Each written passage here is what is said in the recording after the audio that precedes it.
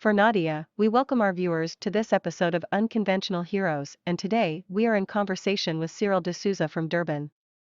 He recently climbed Kibo, or the summit of Kilimanjaro, at the age of 89, making him the oldest person alive to achieve this feat. Welcome, sir. The interviewer turns towards the second camera that closes in on Cyril. I don't understand why I am getting this coverage, beamed Cyril. I was just doing this for her, he said as he pointed to his heart. He blinked at the camera, the lights almost blinding him while the assistant adjusted his microphone. The crew exchanged looks of coyness and smiled amongst themselves. Did she want you to climb the Kibo? Asked Natasha, her interest peaking as she looked at Cyril. Cyril guffawed. She knew nothing about my climbing. In fact, she despised my going out, as I would come back injured and with a lot of dirty laundry. He smiled, no pun intended, he said as crow feet appeared at the edges of his eyes. My Nadia was a woman of letters. She only let me travel because I would tell her stories in return for all the inconvenience I caused. When did you feel like you should take up climbing? As in, were you always drawn to sports? I was always a very shy child. I used to like being outdoors for the fact that I could be alone with nature. I loved to listen to the birds sing, the rain and the river flowing. In fact, I doubt I ever interacted much with the human world, he chuckled. The only time I knew words were when I met Nadia. His eyes sparkled with newly formed tears. You speak a lot about Nadia. What would she have thought of your feat today, being the oldest man to climb Kilimanjaro, he exclaimed, bending slightly forward leaning towards the interviewer. She would be very pleased. She always thought I looked like Hemingway anyway, he winked. Cyril took on a more serious tone and said, Hemingway was her favorite author and she loved that book by that bloke, something Kilimanjaro, Snows of Kilimanjaro? Ah yes, yes. Snows of Kilimanjaro. In fact, Nadia made me read it as well. At first, I wondered what on earth Kilimanjaro was. I had not the faintest idea. But then I read all about it and was instantly taken by the place rather than the story. To me, I had to see it. Did you think you were going to make a record? Oh dear, no. Not at all. I thought I just wanted to see the place for myself, and being the ignoramus that I am, I had no clue where it was or how to get there, but that was what made the whole thing more adventurous. While Nadia tried to show me the beauty of the story, I wanted to see the place for what it was. I had no idea it would be such a climb. Of course, the boy in me was happy to see that there was such a beautiful place I had chanced upon because of my wife's reading. You see, she died holding that book to her heart, and I had to live it. See it for myself, before I could read it for her. It must have been very emotional for you. Cyril stifled back tears and smiled through the pain as he gulped. Of course. She was my life force and I thought only about her. Especially after I lost my leg, I actually thought I would never be able to walk again, but look, 2 years later, I am a grieving widower, old lame man holding the record for the oldest, and what's that word you used, specially abled, yeah.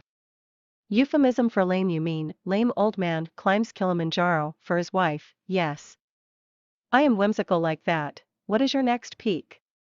Or next travel? I am saving up to see the Northern Lights next.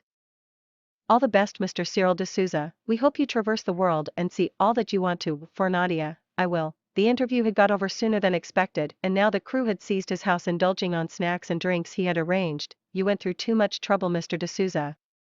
The production would have taken care of this. Although I must admit the lemon cake is yummy.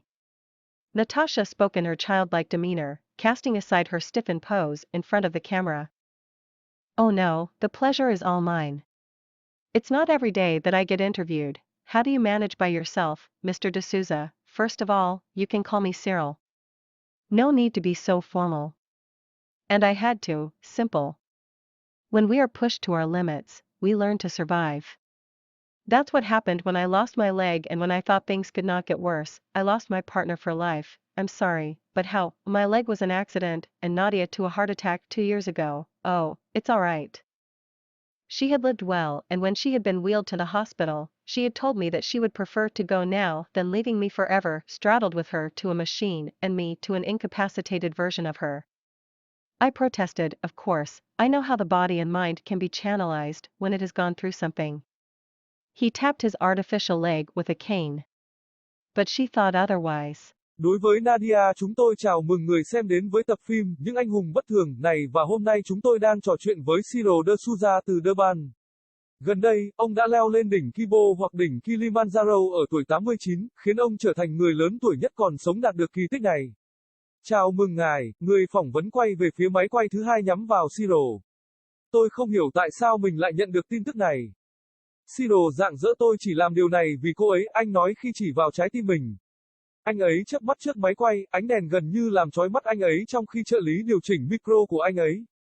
Cả phi hành đoàn trao đổi với nhau những cái nhìn tỏ vẻ thân thiện và mỉm cười với nhau. Có phải cô ấy muốn bạn leo lên Kibo không? Natasha hỏi sự thích thú của cô ấy khi cô ấy nhìn Cyril.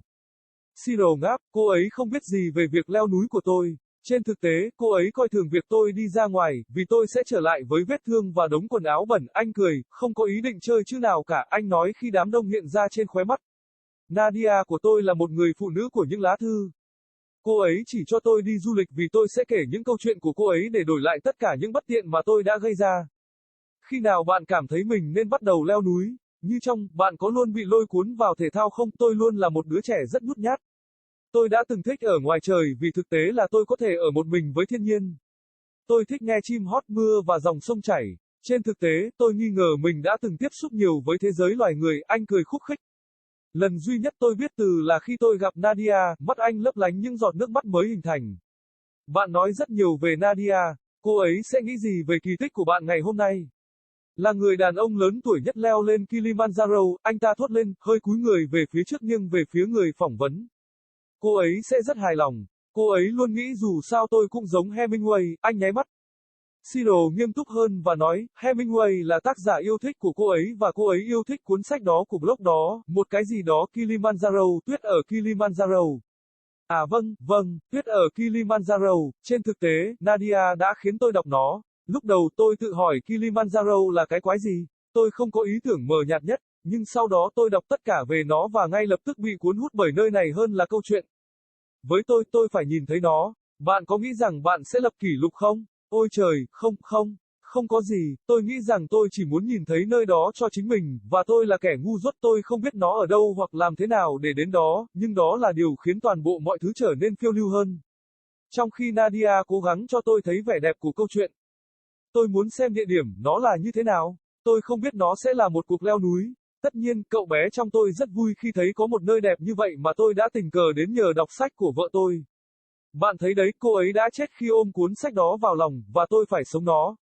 Hãy tận mắt chứng kiến trước khi tôi có thể đọc nó cho cô ấy. Chắc hẳn nó rất xúc động đối với bạn. Cyril cố nén nước mắt và mỉm cười cho qua cơn đau khi nuốt nước mắt. Tất nhiên, cô ấy là sinh lực của tôi và tôi chỉ nghĩ về cô ấy. Đặc biệt là sau khi tôi bị mất chân, tôi thực sự nghĩ rằng mình sẽ không bao giờ có thể đi lại được nữa, nhưng hãy nhìn xem, 2 năm sau, tôi là một góa phụ đau buồn, một ông già què giữ kỷ lục về người già nhất và bạn đã dùng từ đó là gì? Đặc biệt, bạn có nghĩa là euphemism cho khập khiễng, ông già què quạt trèo lên Kilimanjaro cho vợ mình, vâng. Tôi hay thay đổi như thế. Đỉnh cao tiếp theo của bạn là gì? Hay chuyến du lịch tiếp theo? Tôi đang tiết kiệm để xem đèn phương Bắc tiếp theo. Thưa ngài Cyril de Souza, tuyệt vời nhất, chúng tôi hy vọng ngài đi khắp thế giới và thấy được tất cả những gì mình muốn. Đối với Nadia, tôi sẽ làm. Cuộc phỏng vấn đã kết thúc sớm hơn dự kiến và bây giờ đoàn làm phim đã đến nhà anh ta để thưởng thức đồ ăn nhẹ và đồ uống mà anh ta đã sắp xếp. Anh đã trải qua quá nhiều khó khăn rồi anh de Souza, việc sản xuất lẽ ra phải lo việc này. Mặc dù tôi phải thừa nhận rằng bánh chanh rất ngon, Natasha nói với phong thái như một đứa trẻ, bỏ tư thế cứng đơ sang một bên trước ống kính. Ồ không, tất cả niềm vui là của tôi. Không phải ngày nào tôi cũng được phỏng vấn, làm thế nào để bạn quản lý một mình, Mr. de Souza. Trước hết, bạn có thể gọi tôi là Cyril, không cần phải quá trang trọng, và tôi đã phải, đơn giản. Khi chúng ta bị đẩy đến giới hạn của mình, chúng ta học cách tồn tại. Đó là những gì đã xảy ra khi tôi bị mất chân và khi tôi nghĩ rằng mọi thứ không thể tồi tệ hơn. Tôi đã mất đi người bạn đời của mình. Tôi xin lỗi, nhưng làm thế nào? Chân tôi bị tai nạn, còn Nadia thì lên cơn đau tim cách đây 2 năm. Ồ, không sao cả. Cô ấy đã sống tốt và khi được đưa đến bệnh viện, cô ấy đã nói với tôi rằng cô ấy muốn đi ngay bây giờ hơn là để tôi mãi mãi bị giam cầm với cô ấy trong một cái máy và tôi với một phiên bản bất lực của cô ấy. Tôi phản đối, tất nhiên, tôi biết làm thế nào cơ thể và tâm trí có thể được chuyển hóa khi nó đã trải qua một điều gì đó, anh ta dùng gậy gõ vào chân giả của mình. Nhưng cô ấy